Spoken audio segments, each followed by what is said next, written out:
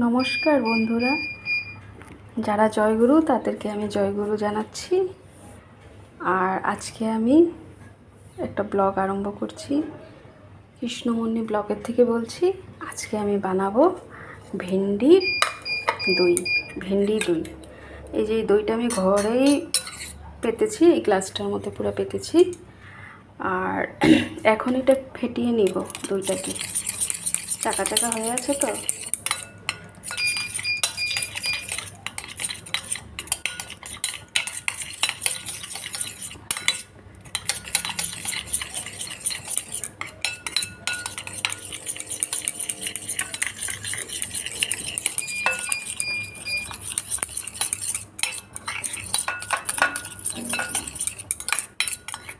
ফেটানো হয়ে গেছে।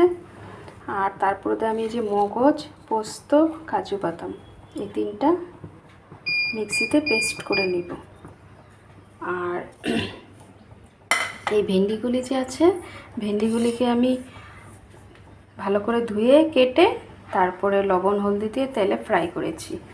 এখন এই যে তেল দিয়েছি, তেলের মধ্যে আমি একটু কালো জিরা দিয়ে দিলাম, তারপর শুকনো লঙ্কা দিয়ে দিলাম,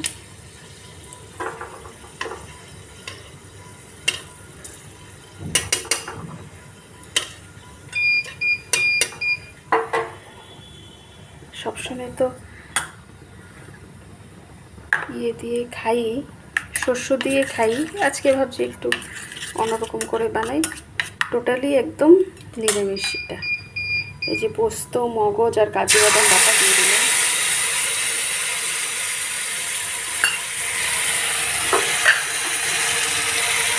জাস্ট একটু লবণ দিয়ে দিলাম।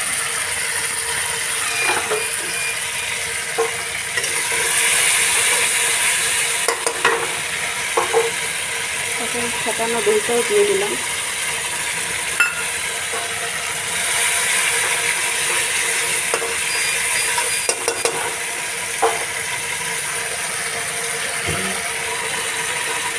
বাটিগুলো ধুয়ে তারপরে জল দিয়ে দিতে।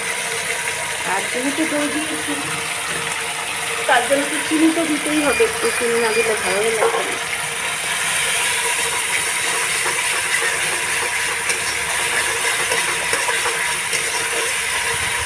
আজকে দুপুরে মেনুতে আছে ডাল বানিয়েছি, ডালের বড়া, চিটা করলা ভাজা, আমের চাটনি বানাবো, কাটা হয়নি তাই। এখন দই ভেন্ডিটা বানাচ্ছি।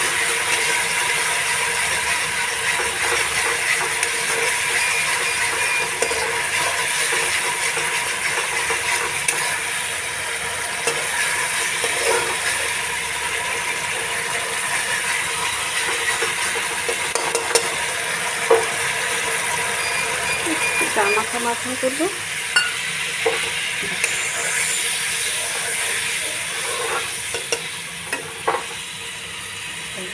এটা ফুটে উঠলে ভেন্ডিটা দিয়ে দিবি।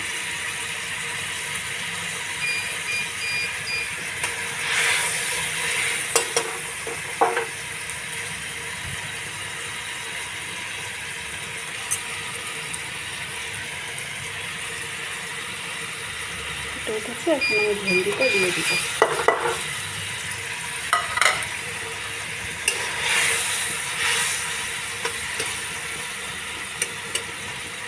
এটাতে আর হলদি দিইনি, যেহেতু হলদি দিয়ে আমি ভেন্ডিটা ফ্রাই করেছি। হয়ে গেল আমার দই ভেন্ডি। ঠিক আছে, ব্লগটা দেখার জন্য ধন্যবাদ। সবাই ভালো থাকুন, সুস্থ থাকুন। রাখছি, বাই।